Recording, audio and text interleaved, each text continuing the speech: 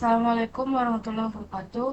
Izin Ibu, izin memperkenalkan diri Taruna tingkat 2 Politeknik Imigrasi dan Pemasyarakatan. Nama Amanda Cisara Ramadianti, STB 5677, Program Studi Bimbingan Kemasyarakatan kelas A.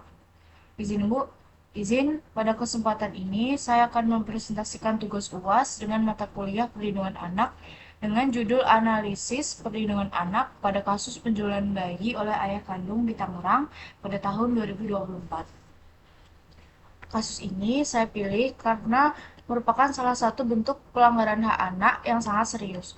Anak yang seharusnya mendapatkan perlindungan dari orang tua justru menjadi korban tindakan orang tua kandungnya sendiri. Melalui presentasi ini, saya akan membahas kronologi kasus, hak-hak anak yang dilanggar, analisis berdasarkan prinsip perlindungan anak, serta rekomendasi yang dapat dilakukan untuk mencegah kasus serupa.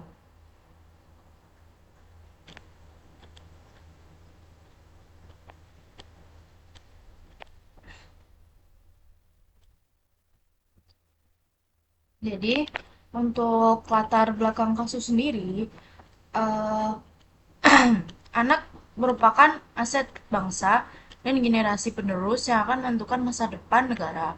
Oleh karena itu, pemenuhan hak dan perlindungan anak menjadi tanggung jawab bersama baik keluarga, masyarakat, maupun pemerintah.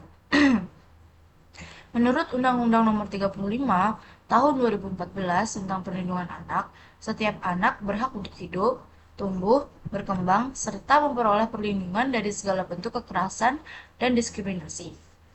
Perlindungan anak tidak hanya berarti melindungi anak dari kekerasan fisik, tetapi juga dari eksploitasi, ekonomi, perdagangan orang, penelantaran, dan berbagai bentuk perlakuan yang merugikan anak. Meskipun berbagai regulasi telah dibuat oleh pemerintah, kasus pelanggaran hak anak masih sering terjadi di Indonesia.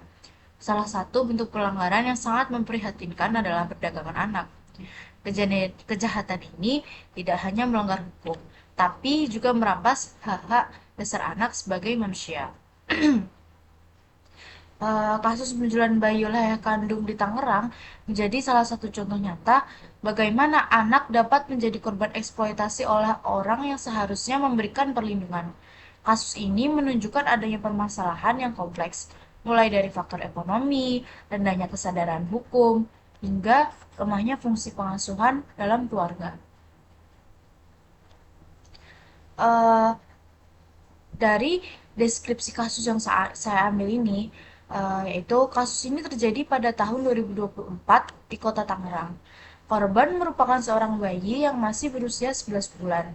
Bayi tersebut dijual oleh ayah kandungnya sendiri kepada pasangan suami istri dengan harga sekitar 15 juta. Berdasarkan hasil penyelidikan kepolisian, tindakan tersebut dilakukan secara sengaja oleh pelaku. Kasus ini kemudian terungkap setelah adanya laporan yang tidak diterima oleh pihak kepolisian. Ulangi, kasus ini terungkap setelah adanya laporan yang diterima oleh dari pihak kepolisian. Setelah dilakukan penyelidikan lebih lanjut, polisi berhasil menemukan korban dan menangkap pihak-pihak yang terlibat dalam transaksi tersebut. Kasus ini menarik perhatian masyarakat karena pelaku merupakan ayah kandung dari korban itu sendiri. Dalam pandangan masyarakat, keluarga seharusnya menjadi tempat yang paling aman bagi anak. Namun dalam kasus ini, justru keluarga menjadi sumber ancaman terhadap hak dan kesejahteraan anak.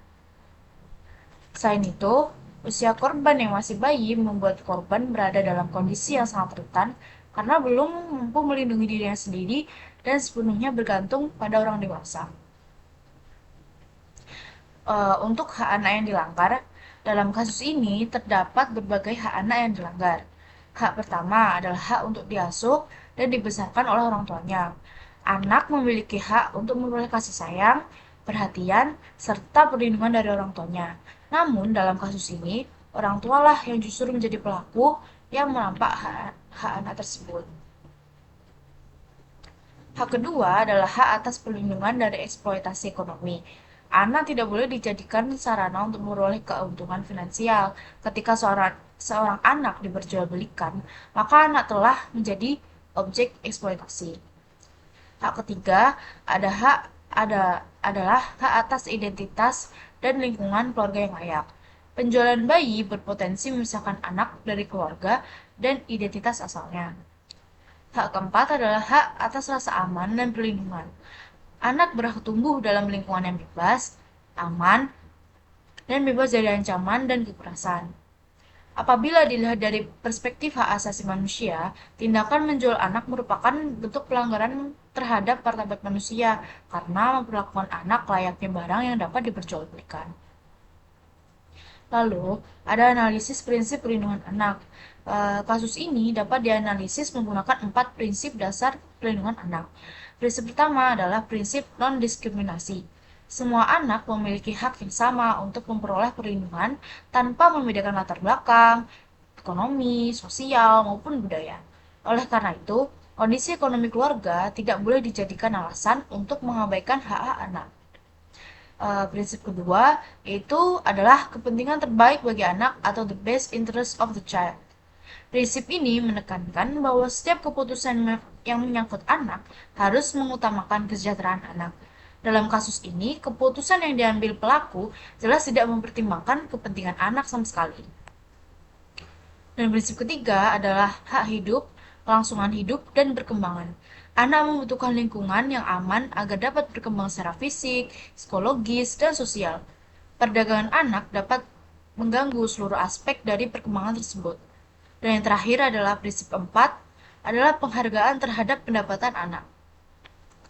Ulangi, adalah penghargaan terhadap pendapat anak. Walaupun korban dalam kasus ini masih bayi dan belum mampu menyampaikan pendapatnya, negara tetap wajib melindungi hak-hak dari anak tersebut. Selanjutnya, analisis sistem perlindungan anak. Jika dianalisis menggunakan pendekatan sistem perlindungan anak, terdapat beberapa pihak yang seharusnya berperan. Yang pertama, itu keluarga. Keluarga merupakan lingkungan pertama yang berfungsi untuk memenuhi kebutuhan fisik, emosional, dan sosial dari anak. Dalam kasus ini terlihat adanya kegagalan fungsi keluarga karena ayah kandung justru menjadi pelakunya. Dan yang kedua adalah masyarakat. Masyarakat memiliki fungsi kontrol sosial. Lingkungan sekitar perlu lebih peka terhadap kondisi keluarga yang mengalami kesulitan dan menunjukkan tanda-tanda perilaku yang berpotensi membahayakan anak. Dan yang ketiga adalah pemerintah. Pemerintah bertanggung jawab menyediakan program kesejahteraan sosial, perlindungan anak, dan bantuan bagi keluarga rentan. Yang keempat adalah aparat penegak hukum. Dalam kasus ini, aparat telah menjalankan tugasnya dengan baik melalui penyelidikan, penyelamatan korban, dan penangkapan pelaku. Namun demikian, keberhasilan penanganan kasus tidak berarti sistem perlindungan anak sudah berjalan dengan sempurna. Kasus ini menunjukkan bahwa masih diperlukan upaya pencegahan yang lebih kuat lagi. Untuk faktor penyebabnya, menurut analisis saya, terdapat beberapa faktor yang berkontribusi terhadap terjadinya kasus ini. Yaitu faktor pertama adalah faktor ekonomi. Kesulitan ekonomi sering menjadi pemicu munculnya tindakan yang melanggar hukum. Namun demikian, faktor ekonomi tidak dapat dijadikan pembenaran atas tindakan menjual anak. Faktor kedua adalah rendahnya kesadaran hukum. Pelaku mungkin tidak memahami atau mengabaikan konsekuensi hukum yang diterima akibat tindakannya. Dan yang ketiga adalah faktor lemahnya tanggung jawab orang tua. Orang tua memiliki kewajiban moral dan hukum untuk melindungi anak. Ketika kewajiban tersebut tidak dijalankan, maka resiko yang terjadinya pelanggaran hak anak menjadi lebih besar. Dan yang terakhir atau faktor keempat adalah kurangnya dukungan sosial. Keluarga yang mengalami kesulitan ekonomi seharusnya dapat memperoleh bantuan dari lingkungan sekitar maupun pemerintah sehingga tidak mengambil keputusan yang merugikan anak. Untuk analisis dari perspektif kriminologi, tindak pidana tidak muncul begitu saja, tetapi juga dipengaruhi oleh berbagai faktor sosial, ekonomi, dan lingkungan. Kasus ini menunjukkan bahwa tekanan ekonomi dapat menjadi faktor pendorong seseorang melakukan tindak pidana. Namun, tidak semua orang yang mengalami kesulitan ekonomi akan melakukan kejahatan. Artinya, terdapat faktor lain seperti moralitas, kontrol diri, dan nilai-nilai keluarga yang turut mempengaruhi perilaku seseorang. Dalam kasus ini, pelaku memilih jalan yang melanggar hukum dan merugikan anak. Oleh karena itu, upaya pencegahan tidak hanya dilakukan melalui bantuan ekonomi, tapi juga melalui pendidikan moral, penguatan keluarga, dan peningkatan kesadaran hukum masyarakat. Analisis dari perspektif pekerjaan sosial, kasus ini menunjukkan adanya keluarga yang berada dalam kondisi rentan. Pekerja sosial memiliki peran penting dalam melakukan asesmen terhadap kondisi keluarga, memberikan pendampingan, serta menghubungkan keluarga dengan sumber bantuan yang tersedia. Apabila intervensi sosial dilakukan lebih awal, kemungkinan besar risiko terjadinya eksploitasi terhadap anak dapat dikurangi. Karena itu, keberadaan pekerjaan sosial sangat penting dalam perlindungan anak, terutama bagi anak yang menghadapi masalah ekonomi dan sosial.